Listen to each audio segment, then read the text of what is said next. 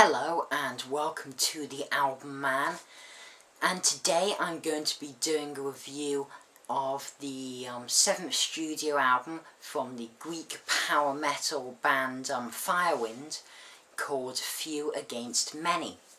And this album was released on May the 21st, 2012, and it's the first Firewind album to feature the new drummer Johan Nunes.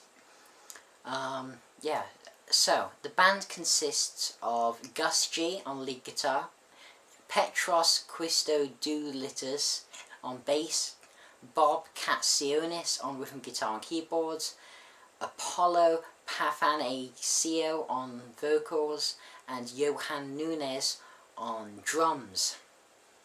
So, this album opens with Wall of Sound, which is sung by Gus G instead of Apollo, which is odd. And it starts with some heavy drumming and chugging bass before Gus G brings on the lead guitar and seems to try to be a bit of a Zakk Wylde. In fact, everything in this song reminds me a bit of Black Label Society, from the vocals to the lead guitar. This is certainly not a bad thing, as I love Black Label Society and I love Zakk Wylde. It's a good track and gets the album off to a solid start, especially as the song has a really nice solo in it. Then we get to the second track, Losing My Mind. And the beginning reminds me a lot of Dream Theater's A Change of Seasons on their Change of Seasons EP, with the guitar riff that Firewind play. It's a really good melody, and the song certainly does have a Dream Theater-ish vibe to me, until the vocals come in, as Apollo's is a lot different to LeBray's. And this power metal band, as I said, it clearly has a Black Label Society influences. This song and many others on the album just have that tinge of Black Label.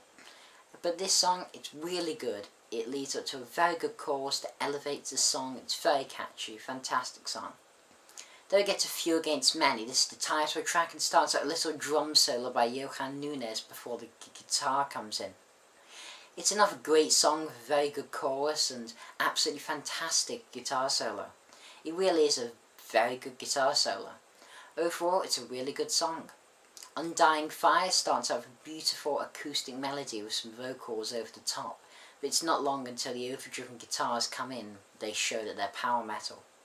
The song, it's fantastic in intro and verse, so you expect a wonderful transcending chorus, but instead you get this fairly flat, dull chorus. It's decent, but it just does not match the quality of the rest of the song in my opinion.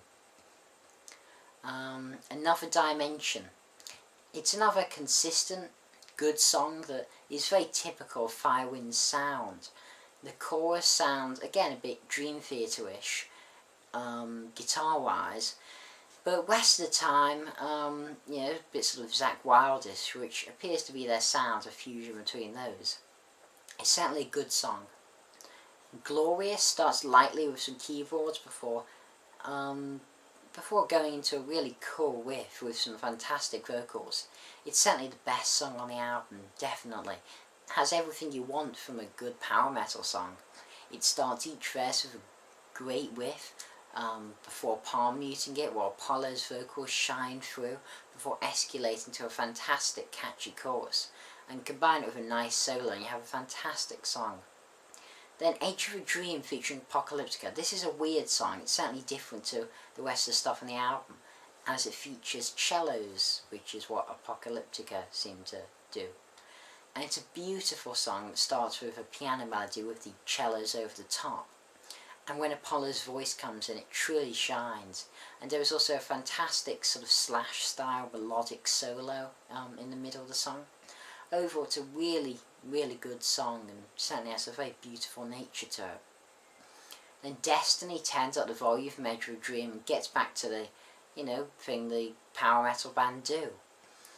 It's certainly a good song. It's just another consistent good metal song on the album. Long Gone Tomorrow starts in a typical way for Firewind. It's a decent song, but it just isn't anything that special. It's a very averagey song. There isn't anything wrong with it, but it just doesn't stand out at all and isn't very memorable. And then the last track on the album is No Heroes, No Sinners. And it's definitely a power ballad more than a metal song.